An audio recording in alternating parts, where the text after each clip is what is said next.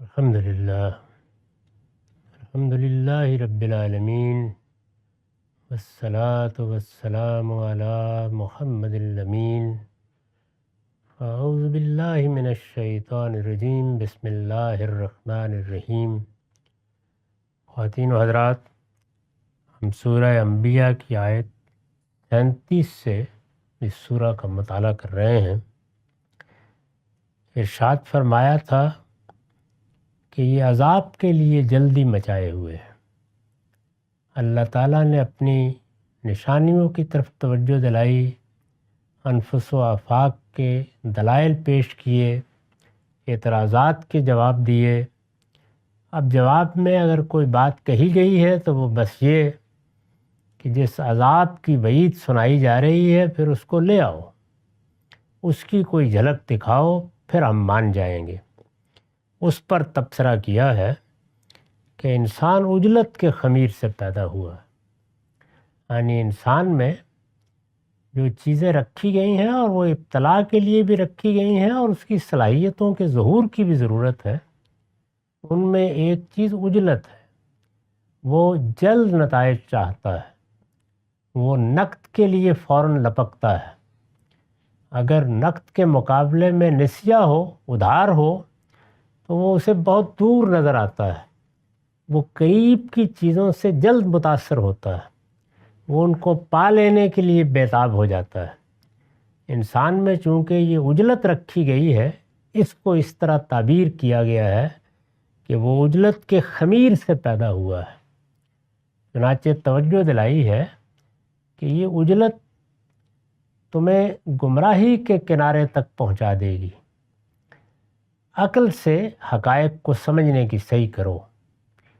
فیصلے کی بنیاد نہ عجلت ہونی چاہیے، نہ تعصبات ہونے چاہیے، نہ کوئی جذبہ ہونا چاہیے۔ فیصلے کی بنیاد علم و عقل کو بنانا چاہیے۔ اس پر تنبیہ کی کہ حقیقت یہ ہے کہ انسان عجلت کے خمیر سے پیدا ہوا ہے۔ چنانچہ یہ بتایا تھا کہ سأوریکم آیاتی فلا تستعجلون، میں اپنی نشانیاں عن قریب تمہیں دکھاؤں گا، اس لیے مجھ سے جلدی نہ مچاؤ۔ یہ بات اس سے پہلے بھی بعض صورتوں میں ایسے ہی کہی گئی ہے۔ اس کے جواب میں وہ کیا کہتے ہیں؟ وَيَقُولُونَ مَتَىٰ هَٰذَا الْوَعْدُ إِن كُنتُمْ صَادِقِينَ، اور کہتے ہیں کہ یہ وعدہ کب پورا ہوگا؟ یعنی ہم جب بات کرتے ہیں یہی کہہ دیا جاتا ہے کہ عنقریب نشانیاں دکھاؤں گا، عنقریب تم پر عذاب کا تازیانہ برسے گا، عنقریب فیصلہ صادر ہو جائے گا۔ یہ عنقریب کب آئے گا؟ اور کہتے ہیں یہ وعدہ کب پورا ہوگا اگر تم سچے ہو۔ لَوْ يَعْلَمُ الَّذِينَ كَفَرُوا حِينَ لَا يَكُفُّونَ عَنْ وُجُوهِهُمُ النَّارَ وَلَا عَنْ ظُهُورِهِمْ وَلَا هُمْ يُنصَرُونَ۔ فرمایا ہے کاش ان منکروں کو اس وقت کی خبر ہوتی۔ اس وقت تو یہ باتیں بنا رہے ہیں اور اس طرح کی چیزیں کہہ کر خیال کرتے ہیں کہ انہوں نے اپنے آپ کو محفوظ کر لیا۔ اے کاش ان منکروں کو اس وقت کی خبر ہوتی جب یہ دوزخ کی آگ کو نہ اپنے چہروں سے ہٹا سکیں گے، نہ اپنی پیٹھوں سے، ولا ہم ینصرون، اور نہ ان کو کہیں سے مدد پہنچے گی۔ نہ اپنے چہروں سے ہٹا سکیں گے اور نہ اپنی پیٹھوں سے۔ یہ اس بات کی تعبیر ہے کہ وہ ہر طرف سے ان کا احاطہ کر لے گی، یہ اس سے نکلنے کی کوئی راہ نہ پا سکیں گے۔ آگے کی طرف بڑھیں گے تو چہرے جھلس رہے ہوں گے، پیچھے کی طرف مڑیں گے تو پیٹھ جھلس رہی ہوگی۔ اس لیے یہ دوزخ کی آگ کو نہ اپنے چہروں سے ہٹا سکیں گے، نہ اپنی پیٹھوں سے، اور نہ ان کو کہیں سے مدد پہنچے گی۔ اور ارشاد ہوا کہ یہ مصیبت، ہمارا خیال یہ ہے کہ بتا کر آئے گی، یہ مصیبت بتا کر نہیں آئے گی۔ یہ مصیبت یعنی روز قیامت کی مصیبت، جس کا ذکر پچھلے جملے سے مفہوم ہو رہا ہے۔ پیچھے جو بات بیان کی گئی ہے اس سے یہ بات خود بخود نکل رہی ہے کہ قیامت ہی کا ذکر ہے۔ تو ارشاد فرمایا یہ مصیبت بتا کر نہیں آئے گی، بل تاتہم بغتتاً، بلکہ ان پر اچانک آ موجود ہوگی، فتبہتہم فلا یستطیعون ردہا ولا ہم ینظرون، اور انہیں مبہوت کر دے گی، پھر نہ اس کو دفع کر سکیں گے اور نہ انہیں مہلت ہی دی جائے گی۔ یعنی جب یہ وقت آ جائے گا، سور پھونک دیا جائے گا، اللہ کا فیصلہ صادر ہو جائے گا، تو یہ نہیں ہے کہ پہلے سے ان کو اطلاعات بہم پہنچائی جائے گی، اپنے بستر سمیٹ لو اور تیاری کر لو۔ نشانیاں نمودار ہوں گی، لیکن ایسا نہیں ہے کہ وہ نشانیاں آ کر فیصلہ سنا دیں گی، وہ متنبع کریں گی، ایسے ہی جیسے پیغمبر متنبع کرتے رہے ہیں، یہاں تک کہ یہ اطمینان سے زندگی کے معاملات انجام دے رہے ہوں گے۔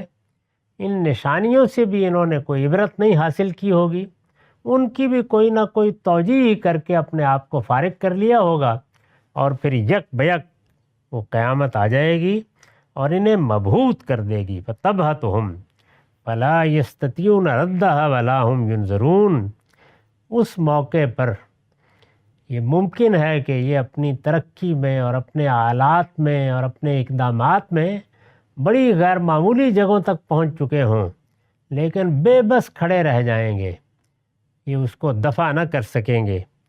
اور اگر اس وقت آسمان کی طرف بھی منہ اٹھا کے چاہیں گے کہ اچھا کچھ ٹال دیا جائے، شاید ہم اپنا کچھ سامان کر لیں، لیکن وہ مہلت کا وقت ختم ہو جائے گا اور انہیں مہلت نہیں دی جائے گی۔ وَلَقَدِ اسْتُهْزِئَ بِرُسُلٍ مِّن قَبْلِكَ فَحَاقَ بِالَّذِينَ سَخِرُوا مِنْهُمْ مَا كَانُوا بِهِ يَسْتَهْزِئُونَ، تم سے پہلے بھی اے پیغمبر رسولوں کا مذاق اڑایا جا چکا ہے۔ یہ کوئی نئی بات نہیں ہے کہ استدلال کی بجائے، علمی گفتگو کے بجائے، کسی چیز کو سمجھنے اور سمجھانے کے طریقے سے زیر بحث لانے کی بجائے، اچھے اسلوب میں شائستہ مکالمہ کرنے کی بجائے یہ مذاق اڑا رہے ہیں۔ یہ کوئی نئی بات نہیں ہے، تم سے پہلے بھی اے پیغمبر رسولوں کا مذاق اڑایا جا چکا ہے۔ ارشاد ہوا، پھر جنہوں نے ان کا مذاق اڑایا تھا ان کو اسی چیز نے گھیر لیا جس کا وہ مذاق اڑاتے رہے تھے۔ یہ رسولوں کا حوالہ دیا اس لیے کہ محمد بھی صلی اللہ علیہ وسلم اللہ کے رسول تھے، اور رسولوں کے بعد میں اللہ کی سنت یہی ہے کہ ان کے ذریعے سے جب حجت پوری ہو جاتی ہے اور یہ بات واضح ہو جاتی ہے کہ قوم علم و عقل کی بنیاد پر کوئی بات سننے ماننے کے لیے تیار نہیں ہے، تو پھر اللہ تعالیٰ کے عذاب کا تازیانہ برستا ہے۔ تو ارشاد ہوا کہ جس چیز کا مذاق اڑا رہے تھے، بار بار کہتے تھے لے آؤ عذاب، لے آؤ عذاب، اور پیش نظر یہی ہوتا تھا کہ ان کو زج کر دیا جائے، وہی مذاق پھر ان کو گھیر لیتا ہے، ان کا احاطہ کر لیتا ہے، ان کو اسی چیز نے گھیر لیا جس کا وہ مذاق اڑاتے رہے تھے۔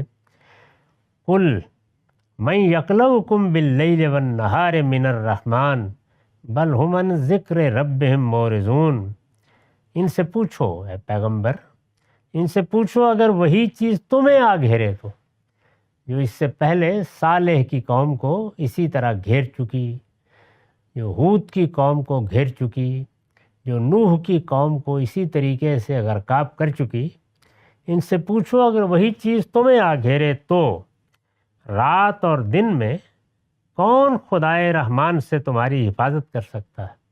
ان قوموں کی تاریخ پر ایک نظر ڈال کے دیکھ لو، جب ہماری طرف سے فیصلہ صادر ہو گیا تو پھر جو عذاب ہم نے ان پر طاری کر دیا اس کو کون دفع کر سکا تھا؟ کون سی تدبیر اس کے مقابلے میں کسی کے کام آ سکی تھی؟ ایک نظر ڈال کے دیکھ لو، رات اور دن میں کون خدائے رحمان سے تمہاری حفاظت کر سکتا ہے؟ کوئی نہیں، بلکہ یہ لوگ اپنے پروردگار کی یاد دہانی سے منہ موڑے ہوئے ہیں۔ یعنی یہ نہیں ہے کہ کہیں امید لگائے بیٹھے ہیں کہ کوئی اس سیلاب کا رخ موڑ دے گا، کوئی اس طوفان کا راستہ روک لے گا، کوئی اس زلزلے کو اپنی مٹھی میں بند کر لے گا۔ یہ بھی جانتے ہیں کہ جب خدا کی گرفت ہوتی ہے تو کسی کے لیے بچنے کی کوئی صورت نہیں ہوتی، بلکہ یہ لوگ اپنے پروردگار کی یاد دہانی سے منہ موڑے ہوئے ہیں۔ ان کا معاملہ یہ ہے کہ ان پر اللہ نے یہ کرم فرمایا کہ قرآن جیسی کتاب ان کے درمیان نازل ہو رہی ہے، ان پر نازل ہو رہی ہے، ان کے لیے نازل ہو رہی ہے، اور اللہ کا پیغمبر ان کے درمیان موجود ہے اور ان کی زبان میں ان پر حجت تمام کر رہا ہے، لیکن یہ اس یاد دہانی سے، اس ذکر سے منہ موڑے ہوئے ہیں۔ ام لہم آلہۃ تمنعہم من دوننا، کیا ان کے لیے کچھ اور معبود ہیں جو ہمارے مقابلے میں ان کو بچا لیں گے؟ ان کے نچنت اور بے خوف ہونے کی وجہ کیا ہے؟ غور کریں، کیا اللہ کی طرف سے کوئی فیصلہ صادر ہو گیا تو ان کا خیال ہے کہ ان کے پاس کچھ اور معبود ہیں، ان کی بارگاہ میں حاضر ہو جائیں گے، ان کا دامن پکڑ لیں گے، وہ ان کو بچا لیں گے؟ ام لہم آلہۃ تمنعہم من دوننا، کیا ان کے لیے کچھ اور معبود ہیں جو ہمارے مقابلے میں ان کو بچا لیں گے؟ لا یستطیعون نصر انفسہم ولا ہم منا یصحبون، ہرگز نہیں، وہ نہ خود اپنی مدد کر سکتے ہیں اور نہ ہماری طرف سے کوئی رفاقت انہیں حاصل ہو سکتی، یعنی نہ وہ معبود اس قابل ہیں کہ اپنا ہی بچاؤ کر سکیں۔ وہ تو اگر پتھروں کو دیکھو تو بے جان مورتیاں، اور اگر حقیقت کو دیکھو تو اوہام اور تخیلات کچھ بھی نہیں ہے، یعنی ذہن کی بنائی ہوئی ایک میتھالوجی دیو مالا ہے، اور ہماری طرف سے کوئی رفاقت حاصل ہو جائے، ہمارے مقابلے میں یہ اٹھیں اور ہم ان کے مددگار ہو جائیں، ایسی احمقانہ باتیں کرتے ہیں، ان میں سے کچھ بھی نہیں ہوگا، اور یہ ٹھیک اس انجام کو پہنچ جائیں گے جو ان کے لیے بیان کیا جا رہا ہے۔ ارشاد ہوا کہ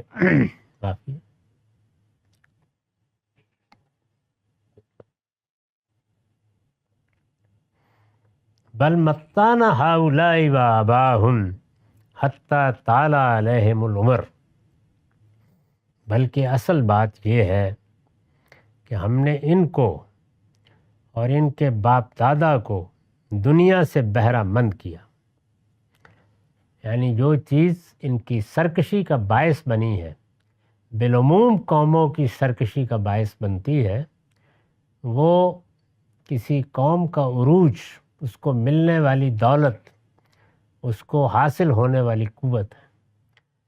فرد کو یہ چیز حاصل ہوتی ہے، یہ اصل میں اللہ کا امتحان ہے۔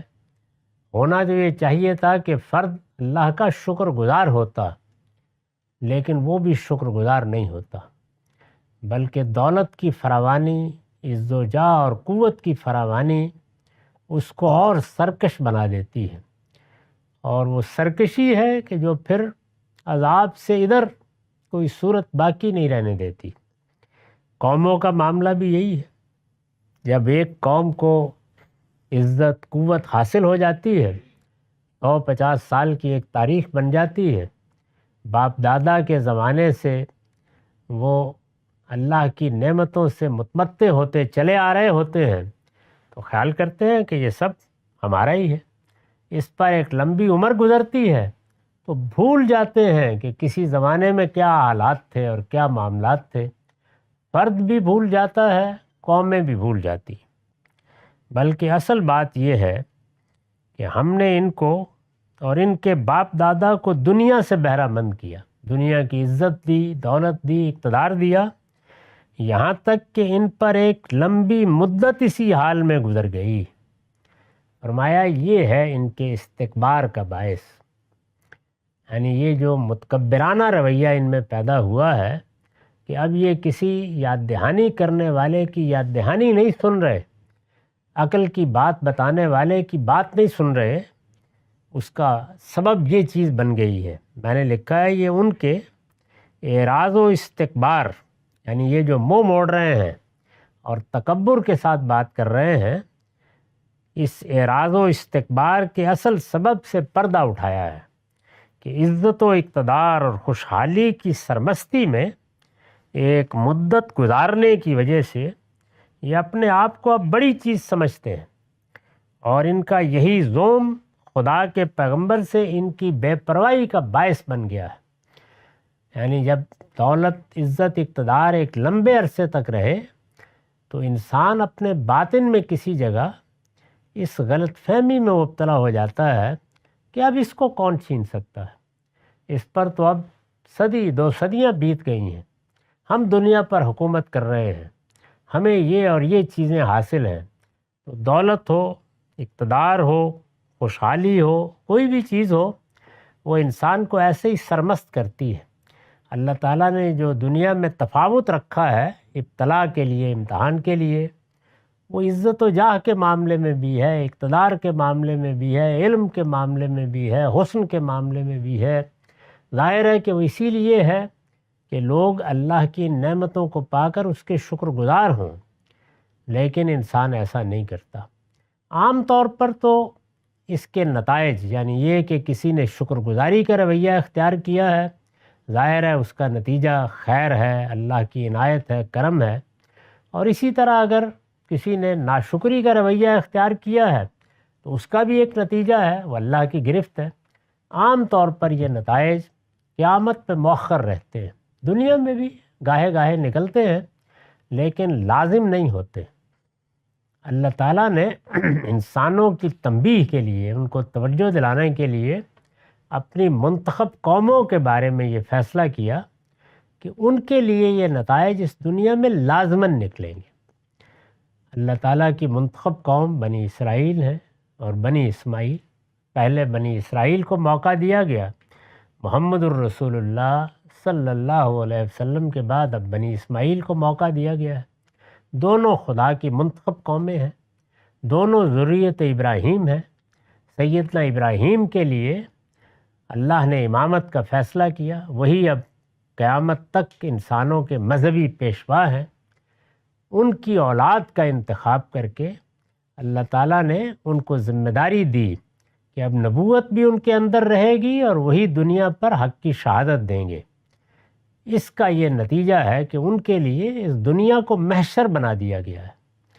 چنانچہ سورہ ابراہیم کی آیت 7 میں اللہ تعالیٰ نے بیان کیا ہے کہ ہم نے جب بنی اسرائیل کو یہ ذمہ داری دی تھی تو اسی وقت خبردار کر دیا تھا کہ تمہارے لیے یہ دنیا محشر بنا دی گئی ہے۔ وہ نتائج جو افراد اور قوموں کے لیے لازم نہیں کہ یہاں نکلتے بھی ہیں کبھی کبھی، لیکن لازم نہیں ہے کہ یہاں نکلے، تمہارے لیے لازم ہے، نکل کر رہیں گے۔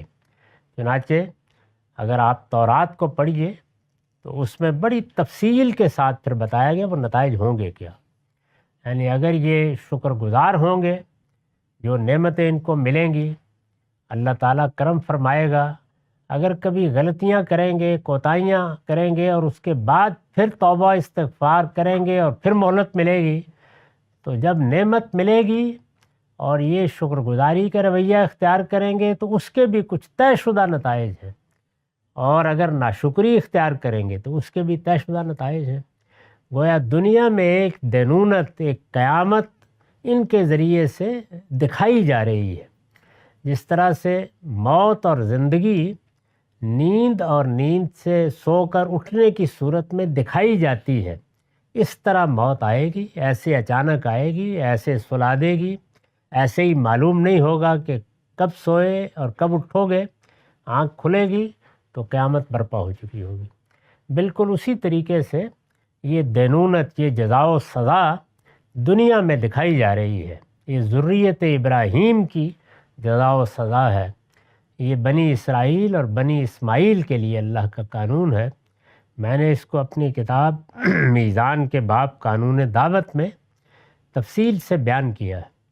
اللہ تعالیٰ نے، میں نے جیسے کہ عرض کیا، تورات میں اس کو اس کے تمام نتائج کے ساتھ واضح کیا ہے۔ وہ پورا باب پڑھنے کا ہے، اس میں بتایا گیا ہے کہ قومیں تمہارے ساتھ کیا کریں گی، دولت کا کیا معاملہ ہوگا، خوشحالی کیسے آئے گی، شکر گزاری کے نتائج کیا کیا ہو سکتے ہیں، اور ناشکری کرو گے تو کیسے گاجر مولی کی طرح کاٹے جاؤ گے، کس طرح مقروض ہو جاؤ گے باقی قوموں کے۔ تو اس میں بڑی تفصیل سے بتایا ہے۔ قرآن نے سورہ ابراہیم کی آیت 7 میں اس کا خلاصہ کر دیا ہے۔ انہی کے بارے میں کہا ہے وَإِذْ تَأَذَّنَ رَبُّكُمْ وَإِذْ تَأَذَّنَ رَبُّكُمْ لَئِن شَكَرْتُمْ لَأَزِيدَنَّكُمْ وَلَئِن كَفَرْتُمْ إِنَّ عَذَابِي لَشَدِيدٌ، تم کو خبردار کر دیا گیا تھا، تورات کا حوالہ دیا ہے، تم کو خبردار کر دیا گیا تھا، تمہارے پروردگار کی طرف سے خبردار کر دیا گیا تھا کہ میرے شکر گزار بن کر رہو گے تو اس کے نتیجے میں لَأَزِيدَنَّكُمْ، جو ملا ہوگا میں اس کو اور بڑھا دوں گا، دیتا چلا جاؤں گا۔ اور پھر یہ بتایا دوسری جگہ کھول کر بتایا کہ لو انہم اقاموا التوراۃ والانجیل، اگر تم تورات اور انجیل کو قائم رکھو گے، ان پر عمل پیرا رہو گے، تو لاکلوا من فوق راسہم ومن تحت ارجلہم، زمین کے نیچے سے رزق ابل پڑے گا، آسمان اپنے دفینے پھینک دے گا، پھر میں یہ کروں گا۔ وَلَئِن كَفَرْتُمْ، لیکن اگر ناشکری اختیار کرو گے تو اسی دنیا میں ان عذابی لشدید، میری گرفت بڑی سخت ہوگی، پھر میں تم کو عذاب کے تازیانے برسا کر تنبیہ کروں گا۔ ان کے لیے استیصال نہیں ہے، یعنی یہ قومیں دونوں ابراہیم کی ذریت ہے، یہ ختم نہیں ہوگی، قیامت تک رہیں گی، لیکن ان کے لیے یہ قانون بیان کیا گیا ہے۔ تو اللہ تعالیٰ اس طریقے سے تنبیہ فرماتے بار بار کہتے ہیں، لیکن انسان ناشکری اختیار کرتا ہے۔ تو ناشکری اور شکر گزاری اللہ تعالیٰ کے ہاں قیامت میں نتیجہ خیز ہونی ہے، یہی اس دنیا میں بڑا امتحان ہے، خاص طور پر ان افراد کا جن کو اللہ نے نعمتیں دی ہیں، ان قوموں کا جن کو عروج دیا ہے۔ بنی اسماعیل اور بنی اسرائیل کے بارے میں یہ دنیا میں بھی نتیجہ خیز ہوتا ہے، اٹل قانون ہے اللہ تعالیٰ کا، لازماً ایسا ہی ہوگا، مہلت ملتی ہے، پھر اس کے بعد ایک کو دوسرے سے اللہ تعالیٰ آزمائش میں ڈال دیتے ہیں۔ اس کو بھی بیان کیا ہے کہ کبھی آسمان سے عذاب آتا ہے، کبھی زلزلے آتے ہیں، کبھی طوفان آتے ہیں، کبھی قومیں گرتی ہیں، عام طور پر جو عذاب آتا ہے وہ محکومی اور غلامی کا عذاب ہے، اور پھر اللہ تعالیٰ تنبیہ کرتے ہیں، پھر مہلت دیتے ہیں۔ بنی اسرائیل کی تاریخ ہمیں اسی لیے سنائی گئی ہے، اسی لیے وہ صورتیں قرآن میں مقدم کر دی گئی ہیں کہ یہ دیکھ لو، میں نے ایک قوم کا انتخاب کیا تھا، میں نے ان کو دنیا کی قوموں میں منتخب کر کے فضیلت دی تھی، پھر اس کے بعد انہوں نے جو رویے اختیار کیے تو میرا قانون روبہ عمل ہو گیا، اور وہ قانون میں نے پہلے بتا دیا۔ یہ اسی کا حوالہ دیا ہے سورہ ابراہیم میں کہ یاد کرو، وَإِسْتَأْذَنَ رَبُّكُمْ، تمہارے پروردگار نے خبردار کر دیا تھا، بتا دیا تھا، لَإِن شَكَرْتُمْ لَأَزِيدَنَّكُمْ وَلَئِن كَفَرْتُمْ إِنَّ عَذَابِي لَشَدِيدٌ۔ یہ تو ہو کر رہنا ہے، اس میں کوئی تخلف نہیں ہو سکتا۔ تو یہاں پر بھی توجہ دلائی کہ عزت، اقتدار اور خوشحالی کی سرمستی میں ایک مدت گزارنے کی وجہ سے یہ اپنے آپ کو بڑی چیز سمجھتے ہیں، اور ان کا یہی ظلم خدا کے پیغمبر سے ان کی بے پرواہی کا باعث بن گیا ہے، یہ تباہی کا ذریعہ بن رہا ہے۔ بالعموم یہی ہوتا ہے، یعنی انسان کو جب طاقت ملتی ہے تو بجائے اس کے کہ وہ اس کو اللہ کی عنایت سمجھے اور کسی درجے میں بھی اخلاقی جواز کے بغیر اس کو کبھی استعمال نہ کرے، وہ اپنی خواہشوں کو پورا کرنے کے لیے استعمال کرتا ہے، اور استعمال کرتا ہے تو اخلاقی جواز کیا، خدائی کو بھول جاتا ہے، تو اللہ تعالیٰ پھر اس پر گرفت کرتے ہیں۔ وہ عام لوگوں کے لیے امکانی گرفت ہوتی ہے، اللہ چاہیں تو کر لیں، چاہیں تو معاملہ قیامت میں مؤخر کر دیں، لیکن اولاد ابراہیم کے لیے وہ ایک قطعی قانون ہے۔ ارشاد ہوا بل متعنا ہؤلاء وآباءهم حتى طال عليهم العمر افلا يرون انا ناتي الارض ننقصها من اطرافها فهم الغالبون۔ اس وقت یہ سامنے ہے قریش مکہ، سیدنا اسماعیل کی اولاد، اور پھر ان کے اندر ایک پیغمبر کی بعثت ہو گئی، تو کہا کہ اب صورتحال وہی ہے، ہم نے ان کے باپ دادا کو دنیا سے بہرہ مند کیا، ان کے تجارتی قافلے گئے، ان کے لیے سہولتیں بہم پہنچائی گئی، ان کے لیے بیت اللہ بجائے خود دنیوی ترقی کا ذریعہ بن گیا، اس نے ان کو غافل کر دیا ہے، اور یہ اب دولت مال جمع کر رہے ہیں، اپنی سرداری کے نشے میں ہیں، یہاں تک کہ ان پر ایک لمبی مدت اسی حال میں گزر گئی، یہ باعث بن گئی ہے لمبی مدت۔ پیچھے مڑ کے دیکھتے ہیں تو خیال ہوتا ہے کہ صدی دو صدی سے ایسے ہی ہے، اب اس میں کیا تبدیلی آئے گی، اپنا مستقبل بھی اس ماضی کے آئینے میں دیکھنے لگ جاتے ہیں۔ ارشاد ہوا تاہم کیا یہ دیکھ نہیں رہے ہیں کہ اس سرزمین کو ہم اس کے کناروں سے کم کرتے ہوئے اس کی طرف بڑھ رہے ہیں۔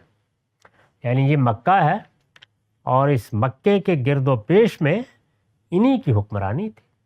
مکے کے گرد و پیش میں کوئی قوم ان سے سرکشی کا کوئی تصور نہیں کر سکتی تھی۔ پھر کیا ہوا؟ پھر اللہ تعالیٰ نے ایک پیغمبر کو مبعوث فرمایا، اور اب یہ دیکھیں ایک نگاہ اٹھا کے کہ ان کی وہ سلطنت پھکڑ رہی ہے، گرد و پیش کی بستیوں میں لوگ ایمان لا رہے ہیں، دعوت پھیل رہی ہے، یہ نشانی نمودار ہو رہی ہے۔ ایک وقت ایسا آئے گا کہ اس حرم میں بھی ان کی سرداری ختم ہو جائے گی۔ تو یہ گویا اس بات کی نشانی ہے۔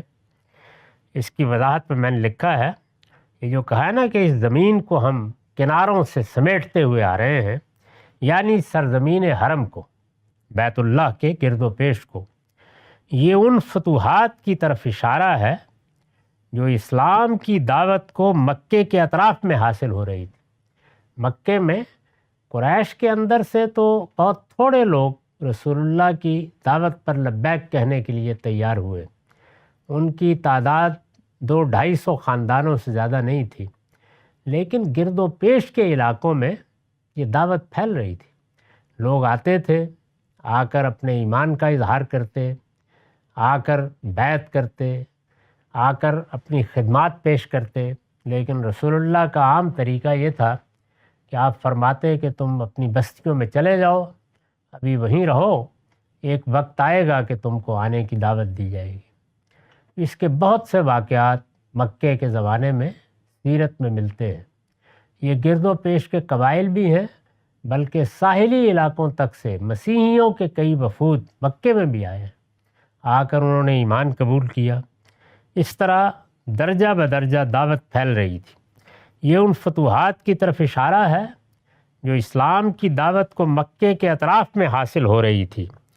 خدا نے اسے اپنے اقدام سے تعبیر فرمایا ہے، یعنی اللہ تعالیٰ تمہارے ساتھ جو کچھ کرنے والے ہیں، یہ اگر آنکھیں کھول کر دیکھو تو اس کی تمہید باندھی جا رہی ہے، اس کے آثار نمودار ہو رہے ہیں۔ مدعا یہ ہے کہ اگر کوئی نشانی ہی دیکھنا چاہتے ہو تو اس نشانی کو کیوں نہیں دیکھتے جو ان کی آنکھوں کے سامنے نمودار ہو رہی ہے کہ ہماری دعوت کے آثار گرد و پیش کے قبائل میں پھیلتے جا رہے ہیں، ان کا دائرہ تنگ ہو رہا ہے، اور صاف نظر آتا ہے کہ ان کا یہ شہر یعنی شہر مکہ بھی ایک دن اس دعوت کی یلغار سے اسی طرح مفتوح ہو جائے۔ چنانچہ اسی دعوت کا وہ پہلو بھی اچانک نمایاں ہوا کہ جب مکے میں گرد و پیش کے قبائل حج کے موقع پر آتے اور ان کے سامنے دعوت پیش کی جاتی تو ان میں سے 2-4 خدا کے بندے قبول کرتے چلے جاتے، پھر بیت اللہ کے جوار ہی میں وہیں ایک گھاٹی میں بیٹھے ہوئے مدینے کے لوگوں نے بھی اس دعوت کو قبول کر لیا، جبکہ یہ ابھی قبول کرنے کے لیے تیار نہیں تھے۔ دونوں میں فرق یہ تھا کہ یہاں تو دعوت قبول کرنے والے نوجوان، زیر دست، غلام، عورتیں، وہ لوگ تھے کہ جن کی کوئی بڑی حیثیت نہیں تھی، لیکن مدینے سے رؤسائے قبائل آئے، اوس و خزرج دونوں قبیلوں کے سردار آئے، انہوں نے قبول کر لیا، اور جب انہوں نے قبول کر لیا تو پھر نصرت کا ایک شہر بھی رسالت مآب صلی اللہ علیہ وسلم کو مہیا ہو گیا، اور اس کے جو نتائج نکلے اس سے ہم سب واقف ہیں، یہاں تک کہ ایک دن یہ مکہ بھی فتح ہو گیا۔ تو یہاں حوالہ دیا ہے کہ اس عمل کی ابتدا ہو گئی ہے، اب آہستہ آہستہ ہم اس زمین کو سمیٹتے ہوئے آ رہے ہیں، یہ کناروں سے سکڑ رہی ہے، ایک وقت میں ہم اس شہر تک بھی پہنچ جائیں گے۔ قرآن مجید نے اس اسلوب میں بہت سی پیشین گوئیاں کی ہیں، اور پھر اس کے بعد یہ معلوم ہے کہ اعلان کر دیا گیا کہ اذا جاء نصر اللہ والفتح ورأیت الناس یدخلون فی دین اللہ افواجا، وہ وقت آ جائے گا کہ جب تم دیکھو گے کہ اللہ کی نصرت آ گئی، فتح ہو گئی، اور لوگ جوک در جوک، فوج در فوج دین میں داخل ہو رہے ہیں۔ چنانچہ چشم فلک نے اس پیشین گوئی کو بھی حرف بحرف پورا ہوتے دیکھ لیا۔ اقول قولی ھذا واستغفر اللہ لی ولکم ولسائر المسلمین۔